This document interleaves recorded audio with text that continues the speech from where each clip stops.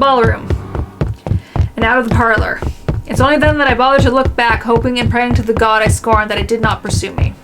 I would have run all the way out of the mansion too, if only someone didn't get in my way. I collide with a body much larger than mine and fall back to the ground, head spinning as I look up at the stained glass. Turning my head to the side, I replace the colorful sight with a pair of shiny black shoes. Fatigue fills every inch of my being then, making me refuse to get up. Meanwhile, a familiar head of ginger hair looks down at me and You really must look where you're going if you insist on running about. Do tell, where is the fire? Oh, thank God you're here. I do hope you don't have a concussion. Can you count backwards from 15 to 1 for me? Oh, fuck off, you wanker. Just help me up. I do not think insulting me if you do have a concussion is a smart decision. But no, really. 15 to 1. That woman, she was here. I told you to keep an eye out for her. The other man offers an arm and pulls me up to my feet. But before I can storm up and pull him into the ballroom, he anchors me down with one hand on my shoulder and the other touching the back of my head. Bruising or bump. That still does not mean that you don't have a concussion. If you are too lazy to count backwards, can you tell me your full name? Where are you currently? We don't have Lucille Mitchell Wright, and this is the Ermengarde bloody fucking foyer. But we don't have time for this. You must make and have the time to make sure you are not broken in the head. I have already sent security to scour the whole house when I saw you running out of the parlor, Dummkopf. If the woman is here, they will have her. You will only be slowing them down if you plan to interfere.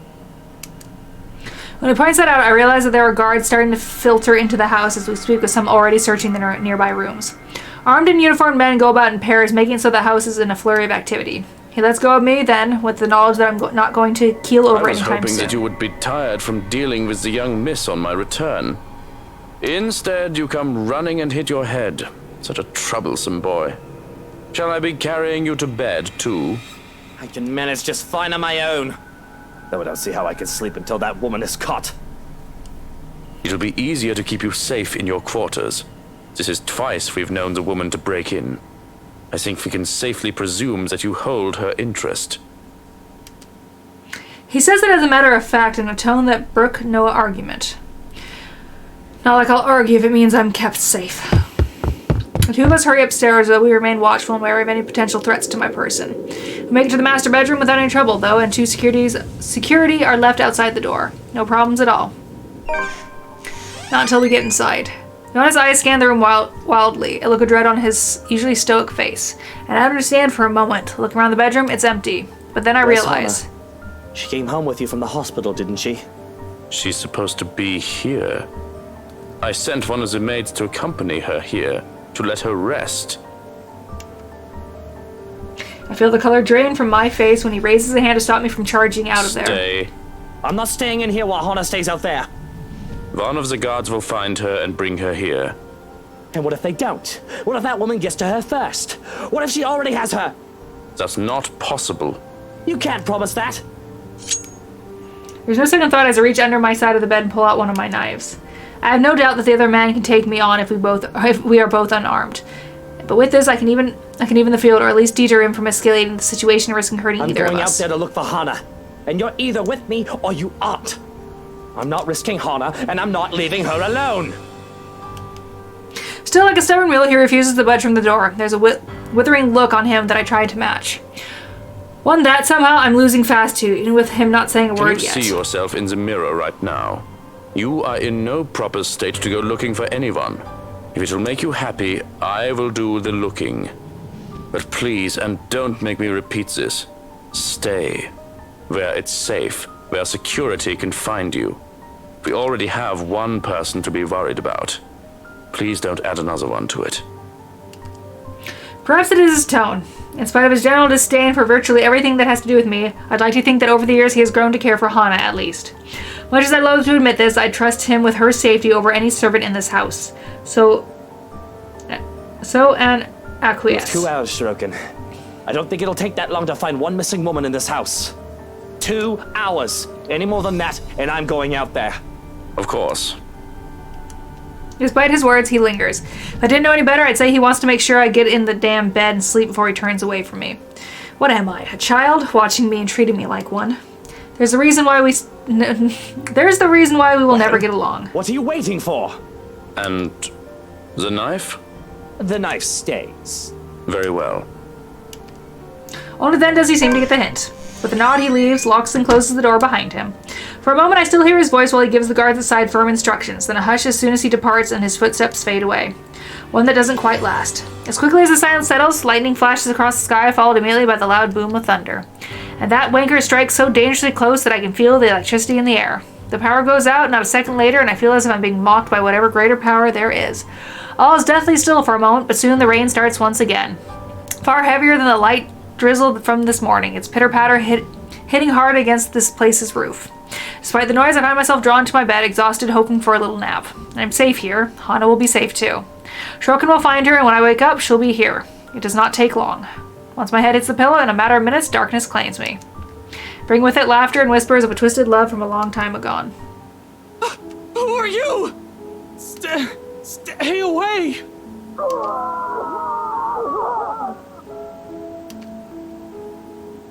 Sweet dreams, my love. It'll be over soon.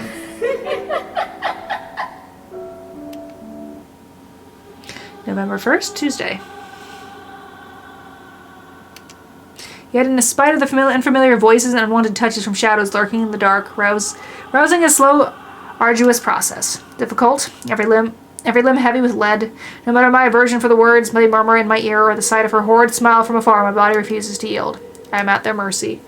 Beyond fathomable reason, my consciousness refuses to pull off the waking world, choosing to linger in the pits of a dream, gradually drawing me deeper into unknown depths. Somehow, even if it might mean I may never open my eyes, I allow them.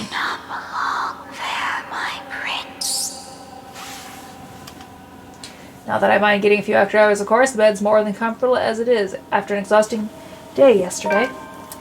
Babysitting Kylie and the stress of finding an intruder in my home. I think I deserve a little break every once in a while, especially after going through all that in a single day. I can only be on the receiving end of so many unacceptable things within the span of a few hours, you know? As gracious a host and person I am, my patience has its limits too. Although there's still that problem with Hana. I haven't forgotten about that, of course, but that's why I hired Shrokin. He is competent enough. He won't even last a day in my service if he's any lesser than He's competent enough. He won't even last a day in my service if he's any lesser than those half-wits who think they can deceive me with sweet words. He's more than capable of working on his own without guidance. Let the butler take care of the little problem with Hana, while Hana. You do not need her. I am here. We are here. This is where your home is. Where you belong for the blood we share. Come back to us. How long has it been since? Johannes has never taken this long before. There should have been an update by now. All right. So why isn't there? Please don't go. Bloody hell, the cretins I've surrounded myself with. Oh, my neck. And isn't that enough reason to force myself out of bed? As it has always been the case.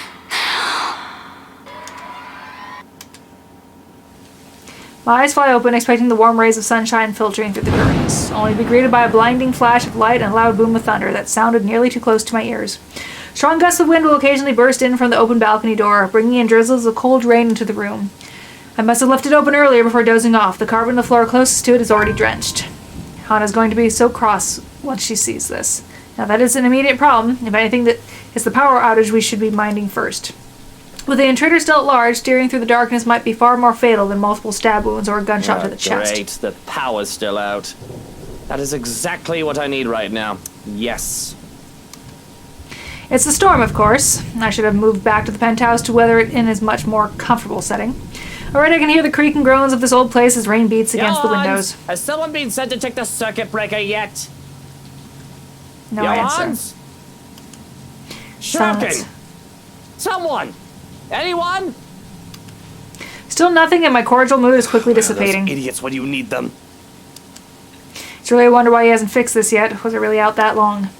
Can't be. It has only been a few hours after midnight, if the time of my wristwatch is anything to go by. Unless I've forgotten to change it again after the last overseas trip a month ago. The delay is understandable if he went looking for Hana as he promised. My bloody hell, my safety's also at stake here. Cursing, I stay still, letting my eyes try and adjust to the darkness while my hands fumble for my slippers. If that butler isn't going to fix this, I may as well order the security post outside to do it. It's probably just a blown fuse. Anyone with a brain can repair one. Grabbing my jacket and with footwear finally on, I make for the door. Although in haste, I pause briefly with a gleam catches my eye. On one of my drawers underneath the clutter, I've yet to organize, the muzzle of a gun peeks out. Hana has never openly commented on my possession of it, but I know she does not approve of it, knowing the bloody firearms policy in this nation. Of course, I've not found much use for it in the 7 years we've been together, otherwise she would have already had it thrown out years ago. Doesn't mean it won't be useful now. Without a second thought, I seize it, sending the stuff piled above it into the floor. Whatever. I'll get it later. This blackout problem should be resolved first. Right next to my missing security detail, as it turns out. Where the fuck did everyone go? There were 2, weren't there? Shrokin had 2 blokes posted to stand guard for the night. I might be panicking for a bit earlier, but I'm quite sure I haven't gotten delusional yet. What, did both of them decide to take a break because they think the master's already sound asleep and won't be looking for them? I know assassinations happen very rarely these days, and even less in peaceful cities like Luxborn, but bollocks.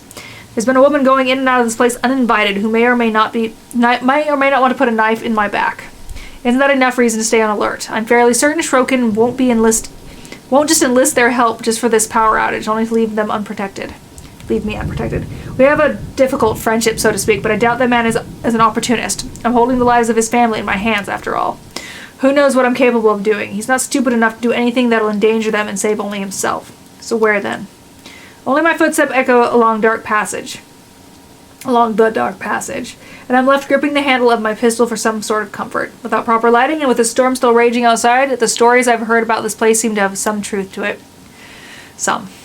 If I'm reaching and wish to entertain myself for a bit, I'll say there might also be ghosts whispering in my ears, calling. Of course, it's just the wind and the trees rustling outside. Nothing good will come of allowing... What? Shut the windows. Nothing good will come of allowing these thoughts to linger when problems are piling up in front of me one after the other. Especially with what greets me once I get to the foyer. Though it's dark, the large windows illuminate the area much more easily than any other room. And from where I stand at the top of the stairs, I can easily make out their forms, recognize them even. It's all gone crazy when these intruders come into my home. I'm no stranger to a cop playing dirty. The smart one knew that neither life nor criminals are going to play fair. And if one of this WOG's sorts is in on it, I'm not surprised too. But Lily, the estate agent, she doesn't seem the sort. And Daisy too? What will Kylie think of her Miss Pink if the poor tyke finds out about this? Nose itches. Not to mention Mint. Hana trusted her. I trusted her to be professional at the very least, for fuck's sakes. To top it all off, they all have the nerve to look surprised when I announce my presence. Well, what have we here? If I were any less sober, I'd say this is the beginning of a joke. Bloody trespassers, what's wrong with these people? Do they really think I'll be fine with them walking into my home like this? What are they even doing in here? If I don't know any better, they might also be behind Hannah's disappearance. They must have a motive. And it better be a good one. Or a bullet to the head is the least of all of them will deserve. Let's see. A photographer, a high school teacher, a real estate agent, an interior designer walk into a mansion. Thunder cackles once again, cutting me off. This time its sound hits close enough that it nearly feels as if the windows and the ground itself are rumbling. All is deathly still for a moment. I don't let it stop me, however. I slowly make my way towards them, taking one careful step at a time, relishing the expression of fear in their eyes. I suppose there's something ominous in this setting with the heavy rain outside and the lack of light here. I kind of like it, to be honest. Add something to the atmosphere. I suppose I must look like the villain now. But short of me getting close to them, a noise to my left distracts me, briefly halting my movement while curiosity takes over every murmur in my head. Wah. I look horrible like that. Because I am sweaty, because I'm under the hot lights. And it's a good thing, perhaps, that I did, because as soon as I look up, I see him, another trespasser. Great. Just as he's about to jump down from the furniture that has somehow ended up piled and blocking the door to the parlor, what happened here? And did he really think it's all right to do that in other people's house? Lout. My lord, put him in his place. My hand's already moving before any rationale can stop me. Fingers firm at my gun when I finally release the safety from it and take aim. Not at him, but at his friends. They are his, aren't they? Why else would they be here together? Doesn't matter. He won't let the people he cares about be harmed. My fingers on the trigger more than itching to shoot, but I hold back. Sure, I could have simply taken aim at him. But more than seeing him bleed, I want to see the expression on his face once he realizes everything he's doing is futile. He's trapped. Lives are in my hand, his life's in my Had I known hand. there would be a party in my own home tonight, I would have opened a bloody bottle or two. People these days, in my own home, can you believe it? I feel so left out. I can tell the exact moment the realization dawns on him. A short second of his body freezing and blood draining from his face as soon as his feet hit the floor and he looks up. He's already a prey trapped by his own recklessness. Pathetic. And really, Daisy, even you, what would Kylie say? Luke, this isn't what you're thinking. You have to listen to us. There's something going on here. Well, obviously, why else would people be trespassing in my home? What about little Lily over there, then? What's your excuse? Checking back if your clients are doing okay? Is that it? Is this what this is? We're doing good, by the way. Sir, please. Oh, please, what? Becca's right, sir. We need to get out of this place. You need to leave. Tut, not a good enough excuse, darling. You people are the ones who need to get out of my sight. Don't worry, I might consider pressing lighter charges for the woman. Can't say the same for the rest of you. But really now, I swear the people of this city need to be taught the meaning of privacy. This is how you want to start the week. Why don't we just go with a bloody massacre if we want to surprise people in their homes, huh? It's just a passing remark, of course. I'm not stupid enough to do something that'll bring a negative attention to myself. Reputational, I can't just risk it. The thought of having dead bodies here, one that I'm not even responsible, they're the ones who trespassed. It's already quite too much. It'll literally be overkill, especially for someone like me. Nevertheless, joke or not, Feathers wastes no time drawing his own gun at the slight wave of my own, even if he knows it's already too late. Still, he glares at me. Still, he fights. Now, Feathers, manners. You're in no position to be pointing that gun at people. There's no desperation in him like I'm hoping, just an annoyance flickering shortly before being hidden underneath a challenge. The likes of him are the kind of people I hate the most. Even with their failures already glaring down at them, mocking every worthless move they make, they have the impudence to stare people in the Why don't you eye. put yours down first, and then we'll talk about manners. Oh, he talks back. The gall. You know, your kind pisses me off so much. Annoying most of the time, like the damn pest you can't get rid of. But to some degree it is commendable. I'll give him that. After all, we're almost the same in that regard. Almost. I'm still the better person, of course. He tells me to put the gun down, but I see no reason why I should. I'm the homeowner in defense of my own home. I have the right to, I'd like to think. Questionable permit of firearms aside. Scratchy belly, scratchy belly. It's not like I wanted this, but I'm already high-strung and their presence does not help. Bloody peasants. I can never seem to figure out how their minds fully work. Take this one, for example. Despite the pride brimming in him, how he matches my glare with one of his own, he simply lowers his pistol after a long second, not in surrender. The tense set in his shoulder tells me as much, but the closest he can get by lowering his own ego in favor of something I can't quite place. Interesting. Gotta admit, I'm almost disappointed. You should be, my lord. Nope, we're not doing the hair behind the ear. It looks weird. I've expected him to hold until one of us shoots the other. Can't say it'll be more exciting that way. A bullet inside any part of my body isn't something I like to have on a bad day like today, or any day for that matter. But it'll surely be predictable of him. And I like predictable. They're the kinds of people who are the easiest to deal with, no matter the situation. With them, there's no second guessing what they'll do. He shoots, I shoot, one of us dies, and the other walks away. Nothing complicated. Nothing requiring much brain power, just muscle memory and who's the better shooter. End of story. Yet here he is, dragging a deep breath in and setting aside the only thing protecting him. I can easily shoot him this way, but done with this whole farce of a conversation. Instead, I find myself listening. A concession for a person who, in another life, would have also become the person I am today, had his circumstances allowed it. Damn shame. We might have Listen, gotten right, along, I need you to. but alas. You broke into my house, and somehow, you expect me to listen like a good little boy. Are you a bit touched in the head, Feathers?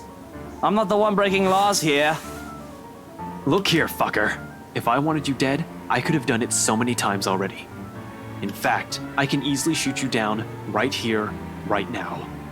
and you won't be able to do a damn thing, even with that gun.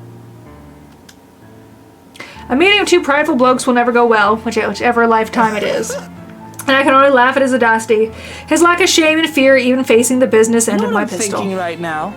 In another lifetime, we would have probably gotten along well. The best truth I can offer him, not my people, those who have slighted me, in particular live this long to see it. Grateful. You're already gracious enough, allowing him to stand in your presence like this. Yes, especially when he has a lot to answer. Preferably right now, because as generous as I've been so far, my patience has its limits. My amusement can only last for so long. In 2 steps, I'm standing in front of him, grabbing him by the collar and resting the cold muzzle of the eagle against his temple. Luke, no! Hey, now you two, I'm sure we can all talk about this first. He'll end up a pretty smear on the wall this close. Loud a lesson. What is it that you people really want with me? This is the second time this week, and I'm really getting weary of this little game. Did the NCA send you to apprehend me? Or has somebody paid you off to kill me? Which one is it, Feathers? Mind you, my arm's getting tired.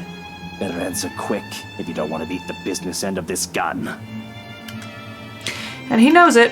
Of course he does. Hitman or not, he has been trained, judging purely from his stance. But not many bother to be as cautious as him. One glimpse at my handgun safety earlier is all it took for him to see I mean business. Similar. Too similar. We're still alike in so many little ways, it's funny. Down to the fact he doesn't even flinch, no matter how heavy the threats in my words are. Even knowing how one flick of my finger on the trigger will be enough to end his sorry life. He should have caved in by now, started begging like so many others before him. Instead he throws me more vitriol, adds more kindling to a fire I'm not already with burning. NCA. I'm just here to help. There's something else in this house, and we're all in danger. You have to believe me, right? You need to let us go. You need to get out of here before it's too late. If you want to keep your sorry ass alive, you'll listen to people with more brain cells than you. Igniting it further than I can't help, but to return it to him with equal fervor. We don't need him, my love. You insolent! We both decide to move in that moment, both our bodies tensing, each of us racing to get ahead of the other. However, before we can even get a head start, a voice unexpectedly rings above the chaos about to ensue. Help me. Please. I've always been cautious and careful, cutting off trouble's head before things can escalate if I'm able. That's why I deal with the likes of Harvey, Cerez, and Johannes. Or Johans. For all who we are, for all the enemies the likes of us can make, such a thing has never happened before, because I do everything to make sure it doesn't happen. So to see Hannah in danger, I don't quite know how to feel or what to do. All the times for there to be a hostage situation. If this is even one, who knows? Why now? Good fucking God, what is going on here? Help me. Please. Please make it stop. I think death would be preferable in my sense of self-preservation was shot to high hell. It would deprive me of choice and responsibility in the matter. And I don't want to think about how fast my heart beats so that I hardly hear anything other than my own heartbeat and her pleading. They're in my head. Screaming. It hurts so much. What do I do? What can I do against someone holding your life in their hands? With a woman that looks more monster than man. When her expression turns into one of amusement and her horrific laughter fills the air, I'm torn apart. This is my fault, isn't it? Hannah is in danger because of me. Everybody I love always ends up hurt or worse. And even when I chose to let her go, she is no exception. Hannah's unbroken begging makes it all the much more painful because I still love Hannah, I really do. But will I really endanger myself for a woman who might not love me back anymore? Till something in me dies a little when that woman laughs, as if this is all some sick joke. Her smile taunts me, filling my head with laughter and rage until I can barely think over the cacophony in my head. And the way the woman looks at me, it's as if she's watching, waiting for my next move. Someone. Anyone. Help me. This is crazy, and I don't know what I should do. I know for a fact that one shouldn't aggravate a hostage taker. There's no winning an argument with someone who holds a life. There is no winning an argument with someone who holds a life easily taken. But I need to do something, right? Okay, hold on. Hold on. We're gonna save.